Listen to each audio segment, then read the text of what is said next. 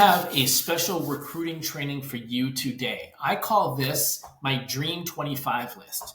So what I want you to do is I want you to pick 25 people from your area that you would love to work with, like your ultimate list of your ultimate names. Now, what I don't want you to do is I don't want you to pick people that you think or you might have a chance to recruit. I mean, I want you to pick people that you would love to work with that you think you have no shot of working with because of whatever reason. They do so much business, they're so big, or they're so untouchable, all of those things. They should be all cappers.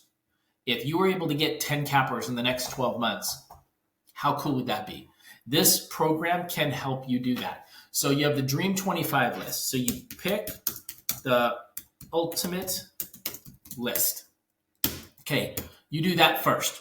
Now, I want you to really reach for who these people are. It's very, very important for you to understand that the people that we're picking, it's really about mindset. If you pick somebody and you're like, oh, they'll never move, that's mindset. Almost everybody moves. Almost everybody. I'll give you an example, is that there is an agent on $1 Million Listing, LA, and he's moved like 5 or 6 times. 5 or 6 times. He started out I don't know what his first office was, but then he was at a Keller Williams, and he was at Rodeo Realty, and he's at Douglas Elliman, and now he's at Compass. He moves around. So they're not untouchable. And there's lots of different reasons on why they would move. What you want to do, and it's a relationship. So you have to get into a relationship with these people. I always look at it like, hey, if I wanted to date somebody and they were dating somebody else, would I shun them or ignore them if I wanted to be in business with them? I wouldn't.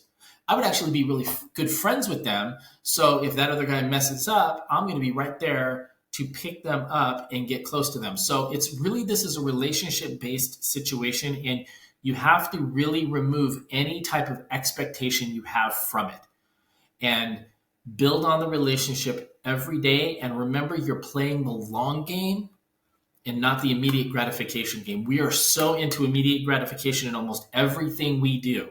We have to play the long game on this. So pick your top 25 people. I'm going to say we're going to use what I call the best friend strategy. The best friend strategy is that not everybody's going to be your best friend, but you can be everybody else's best friend. So if you had a best friend and they had an open house, would you go? Of course you would go. It's your best friend. So that's one way. You go to their open houses. You shoot video for their open houses. You promote their houses for them. Side note, social media. If you are not on social media, that is a game changer.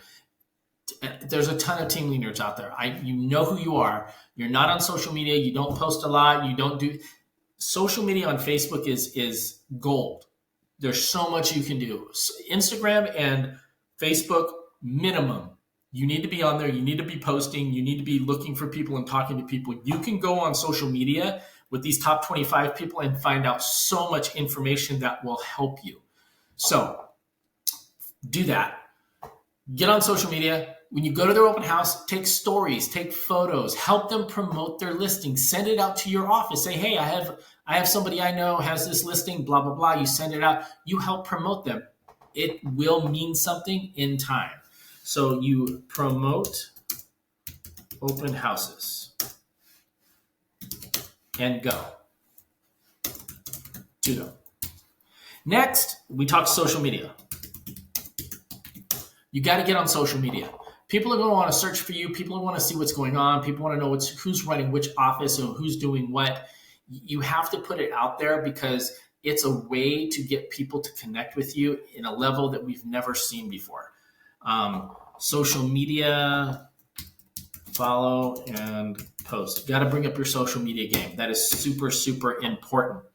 I'm going to be a little contrarian on this next one. Not a lot of people are going to like it. Not a lot of people are going to agree with me, but I'm telling you it works. If you have a top 25, and you probably will, top 25 person that has a team, ask them if they're trying to grow their team and ask them if you can help them. And then when you recruit, send somebody over to them. Help grow their team. vet people for them so they can see what that vetting process is. They typically probably don't have a personality test or a whole systematic way that they help to build people. Say, hey, who are you looking for? Take down all the traits and all the things that you're looking for. Do the KPA if you're with Keller Williams. I know some companies that are not with Keller Williams might read this, but say they're not with Keller Williams and you do a KPA on them, and then you send them over the KPA to say, hey, I found this person. I feel like they'd be a good fit for your team. Take a look at their personality assessment. That will blow people away. So vet them and recruit to another office's team. That way you get in there and you're doing something that nobody else is doing. So recruit to their team and KPA personality. I'm going to spell something wrong here and be completely embarrassed. I know I am.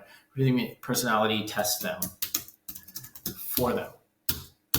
They will probably not have anybody in their office or on their team doing anything like this for them. So this is going to make you stand out in a major, major way. So if somebody's your best friend, would you wish them happy birthday? Would you send them something for their birthday? Would you give them a gift? Well, that's what you would do with these people too. So send them a birthday card, send them a gift. If they like sports, like if they like the Chargers, if they like the Dodgers, if they like the Titans, like whoever they like, send them something. And be generous because you're trying to stand out and show that you're different.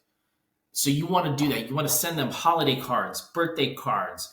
So let me hold on. I got another one I'm going to do. It's a good one. Holiday cards,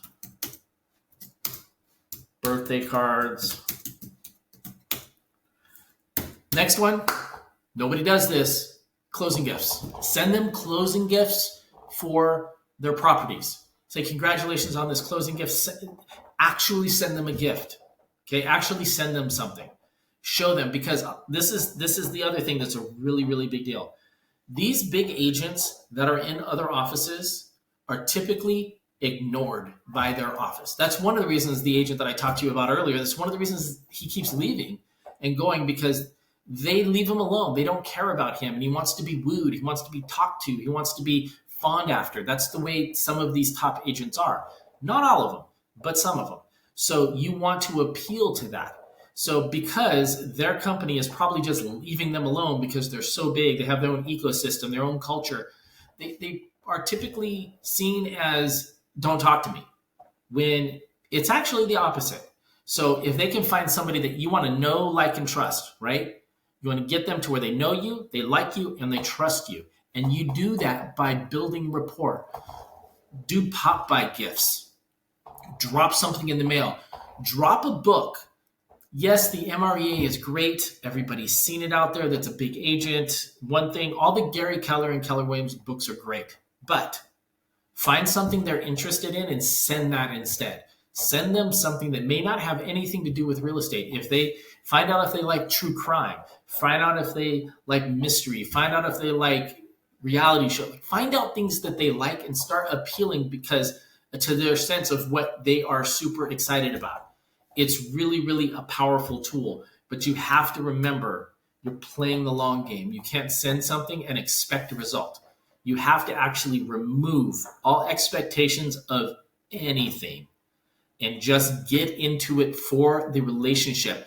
Let me tell you, you may not get all 25 people, but you will get into relationships with most of them if you are consistent and patient with this process, and just those relationships will move mountains for you. I will tell you, I've done this with some pretty big agents, and the agent hasn't joined.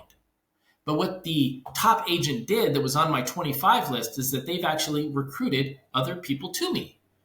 They, at a Coldwell Banker, recruited people from Coldwell Banker, from Remax, from all these things, because they have way more relationships than you do, most likely. And they have said, hey, this person's really cool, this training's really cool, blah, blah, blah. And they pushed people to me, and I was able to recruit because of so-and-so. It happens all the time. So Dream 25 list, pick the ultimate list. Do not shortcut yourself because you don't think somebody will come over. You use the best friend strategy. You can promote their open houses. You can promote their listings. You can promote their business. Follow them on social media. Pick your social media game up. Share things on social media. Recruit to their team, KPA, and help them hire people to grow their team. That will mean so much to them because that's manpower and money that you're actually saving them. Holiday cards, birthday cards, closing gifts. I haven't read the closing gifts yet. Closing gifts. So huge. So huge. So if you do all of these things, you play the long game, there's almost no way that you're not going to recruit some of these people. You just have to get past your own mindset and be patient and consistent with this process. I guarantee you it will work. Happy recruiting, everybody, and I hope this was helpful. You have a fantastic day. Bye-bye.